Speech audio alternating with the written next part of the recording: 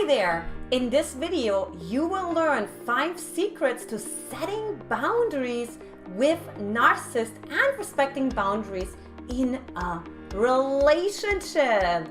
Hey, I'm Antia, founder and creator of the Magnetize The Man Method.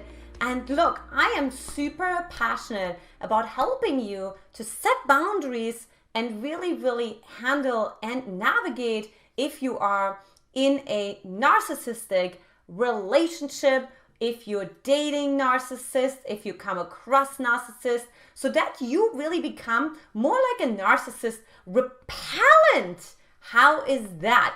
Now, I'm really passionate about this because I myself grew up with a narcissistic mother.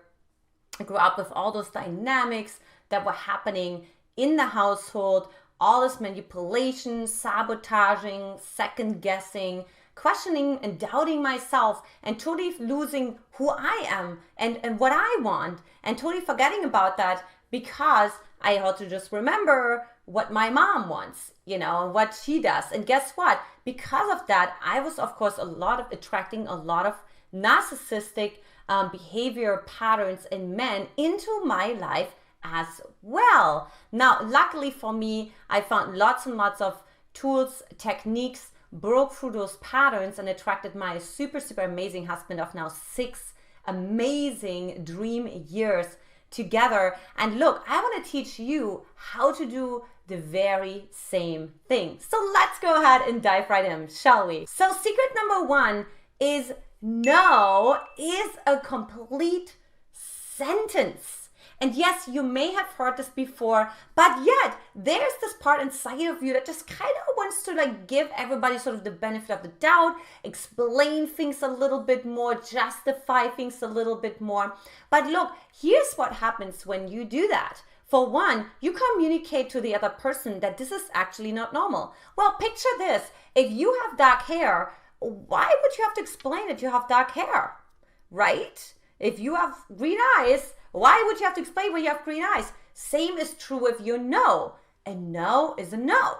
And so this is really important because you have to really be really consistent, and you have to advocate for your no. You have to be your own backup for your own no. And interestingly enough, I have a great story about it of a wonderful, successful client I worked with, and she actually said no to a coworker. It's such a cool story. And she was really scared because she was really more the typical people pleaser, right? And so she was like, oh my God, they're just going to say, who do you think you are?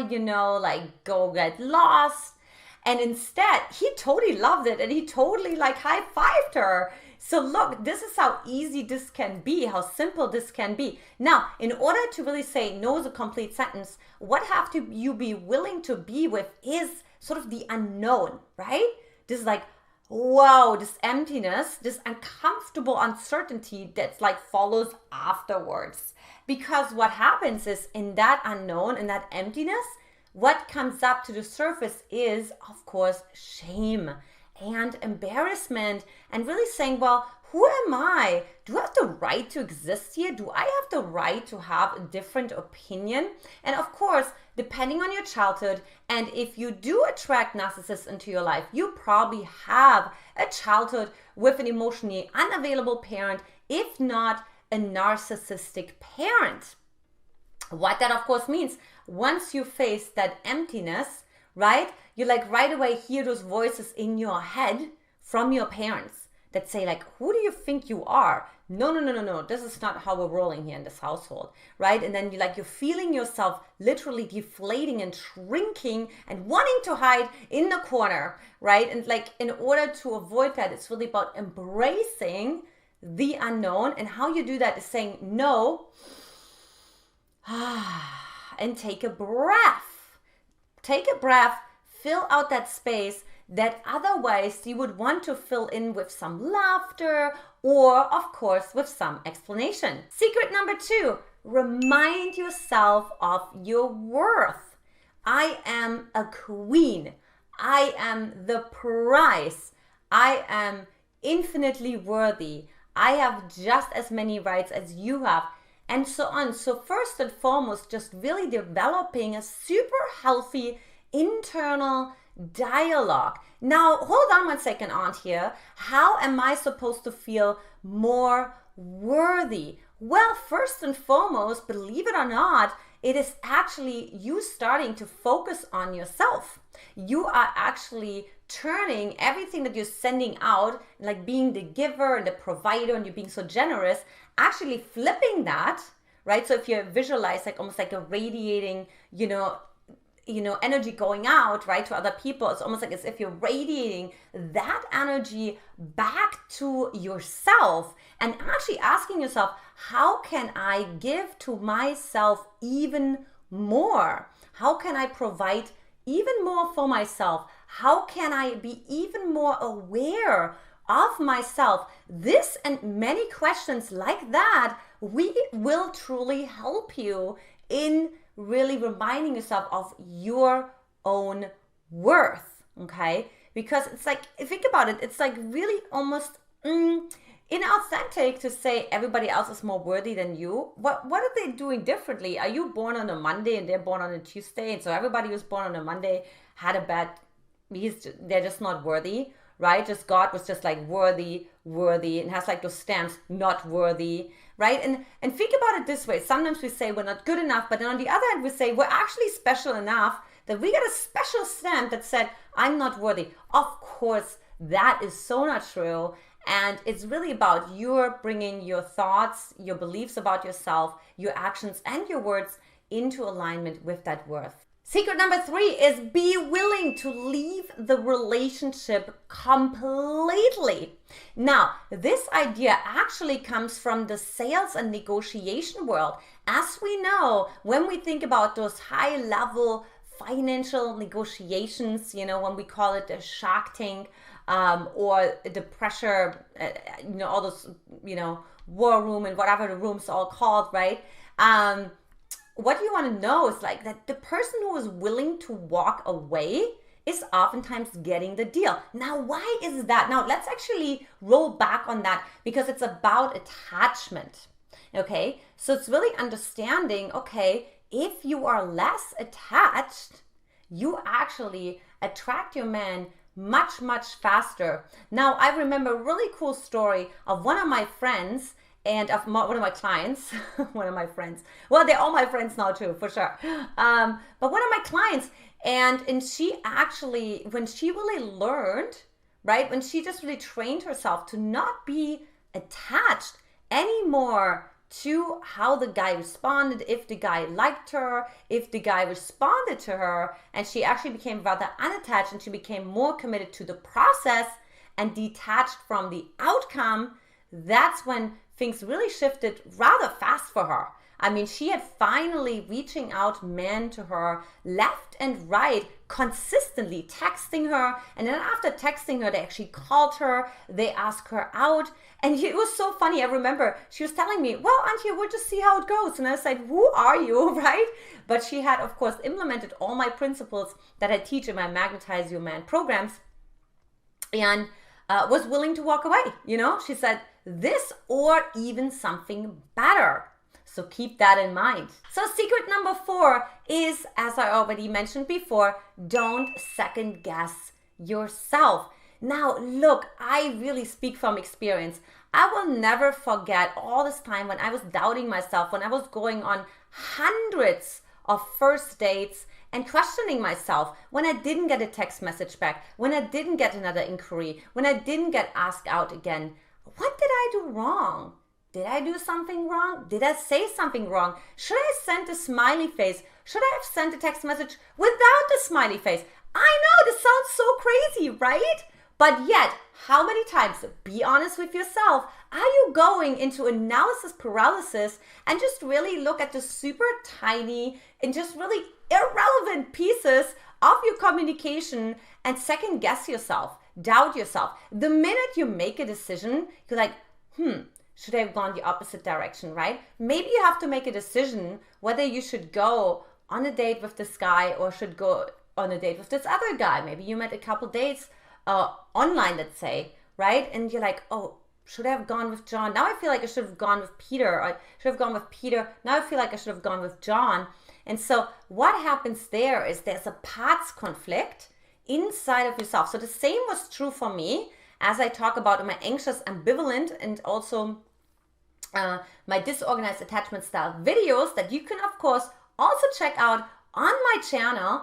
But what happens here is that you have this conflict, this parts conflict inside of yourself, right? And so that shows up in your dating. There's this part that wants to have the connection and that wants to have the support and the safety. But then there's also this complete other part that sort of wants variety, and it wants space, it wants freedom, it wants independence. And so that part will always make you second guess yourself. Also, another reason why you will second guess yourself is really coming from your childhood. Now think about it this way. If you said, well, mommy, I just really want to go out. Let's say you're 5 years old and I just really want to go out and play with my friends, right? And then your mom's like saying, no, you're not playing with this kind of person, right? And you wait a minute. I really like this person, right? I really enjoy myself with her. We're having a great time. I feel really good about myself in her presence, right? But yet now you have the other truth from your mom on the other side. And so now you kind of have to reconcile that, right? And so now, because you remember, you're depending for your survival on your primary caregiver. So if they say, well, no, this is not right, you should not rely on this, and remember also your mom is your first, your sample of humanity, right? So whatever your mom says, or whatever your dad says, your primary caregiver, right? That's what you do, because that's how you survive in this, what they call world, right? So think about it from a small child's perspective. And so now you have to reconcile. So the minute you make a decision for yourself, you're stepping into independence. You're stepping also into what we call separation.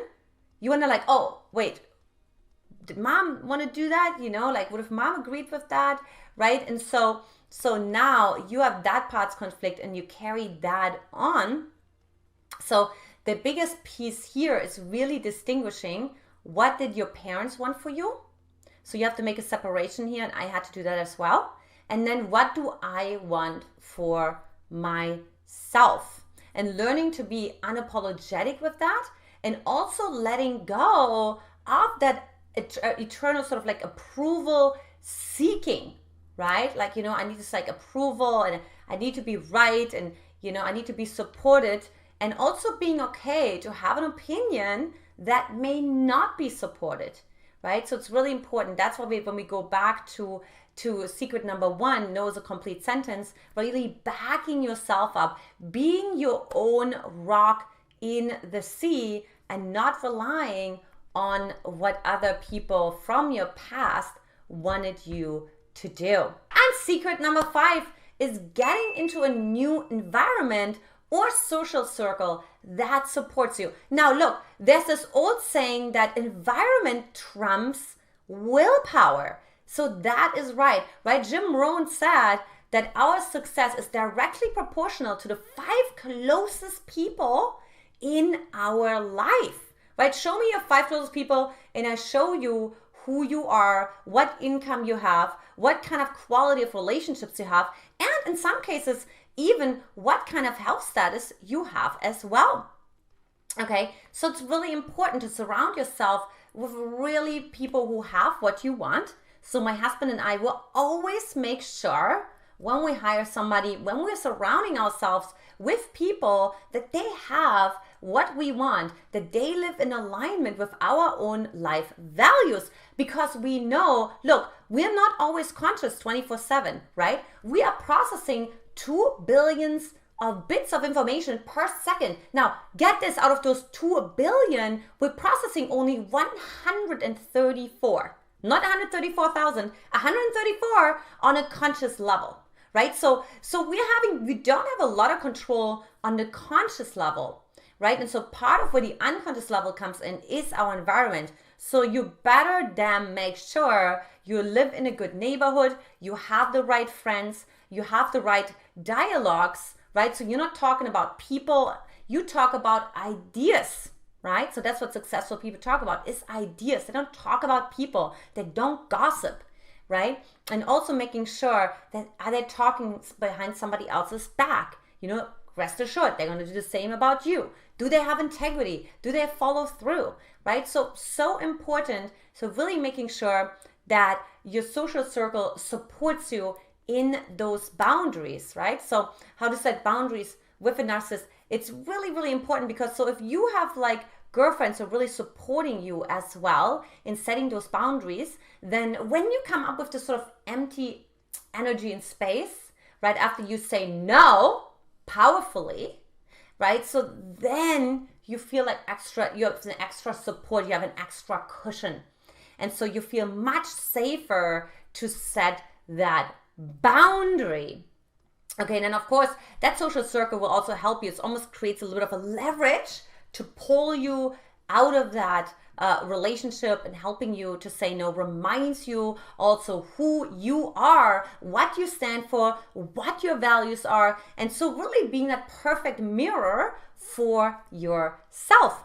So look, those are the 5 secrets on setting boundaries with narcissists and respecting boundaries in a relationship. So if you wonder, okay, so I have a really hard time doing that, Antia. I still don't know how to navigate this shame conversation, the embarrassment, and just wanting to shrink, and I just don't know how to say no, how to stand in my truth when I'm negotiating, when I'm willing to walk away. What do I do, with this fear of rejection? What do I do if I end up with something worse? All those what ifs we have. So if you're struggling with any of this, I invite you to come on a Magnetize Your Man heart-to-heart chat with me, where we get crystal clear. Where is this all originating from for you? What are the roots, and how can we shift it? How can we pivot so you can actually take advantage? You can take your own wheel into your own hands in your relationship and really determine your own destiny. So for that, hop on over to magnetizeyourman.com, grab that link below the video, and grab your slot as long as they last. I am certainly so excited to talk to you about this topic. It's my very, very topic, boundaries, narcissists, you name it, because I manage so much, you guys, and I'm so happy to share all those tools with you. All right, so this is it for today. Much love to you, and I will talk to you soon. Mwah!